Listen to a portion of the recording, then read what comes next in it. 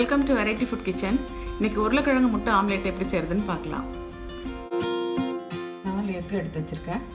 2 பெரிய வெங்காயம் சின்னதாக கட் பண்ணி வச்சுருக்கேன். 2 உருளைக்கிழங்கு தோல் சீவிட்டு கட் பண்ணி எடுத்து வச்சுருக்கேன். கொஞ்சம் கொத்தமல்லி தழை, 2 பச்சை மிளகாய், 1 ஸ்பூன் மிளகு சீரகத்தூள்.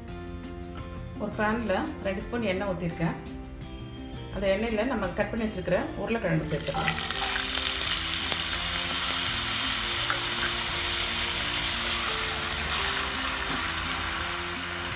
கூடவே ஒரு 1/4 ஸ்பூன் மஞ்சத்தூள்,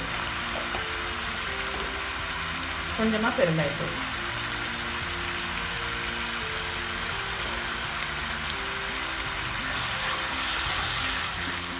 உப்பு கிழங்குக்கு தேவையான அளவு உப்பு சேர்த்துடலாம். ஃப்ளேம் மீடியமாகவே இருக்கட்டும். நல்லா கோல்டன் ப்ரௌன் கலரில் வரணும். 5 நிமிஷம் வச்சுருந்தேன். பொட்டேட்டோ நல்லா ஃப்ரை ஆகிடுச்சு. இப்போ நம்ம கட் பண்ணி வச்சுருக்கிற ஆனியன் அதில் சேர்த்துடலாம்.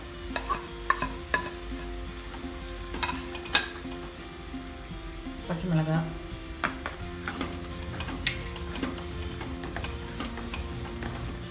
ஆனியன் 2 நிமிஷம் வதங்கினா போதும்.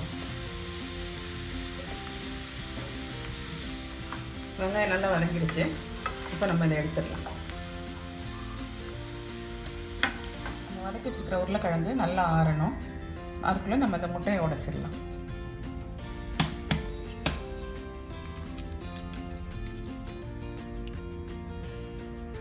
நம்ம எடுத்து வச்சுக்கிற மிளகு சீரகத்தூள், கொஞ்சமாக உப்பு, ஏற்கனவே நம்ம உருளைக்கிழங்குல உப்பு போட்டிருக்கோம்.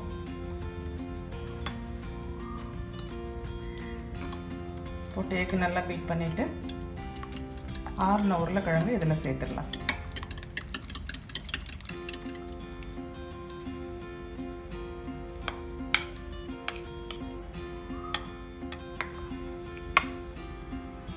பேனே திருப்பி அடுப்பில் வச்சுட்டு அதில் இந்த எக்கை நம்ம ஊற்றிடலாம்.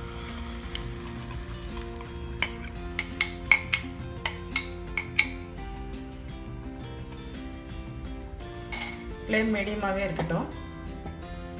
ஒரு 5 நிமிஷமாக அதை வச்சுருக்கணும். அப்போ தான் மேலே வரைக்கும் நல்லா வெந்து வரும்.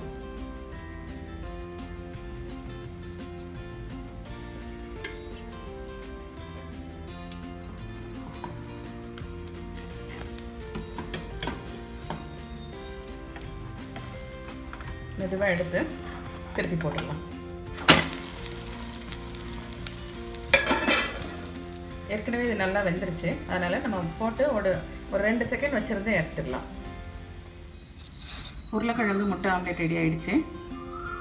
நம்ம ஸ்லைஸ் போட்டு எடுத்து சாப்பிட்டுக்கலாம்.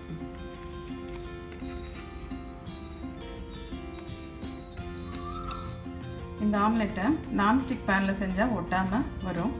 ட்ரை பண்ணி பாருங்கள்.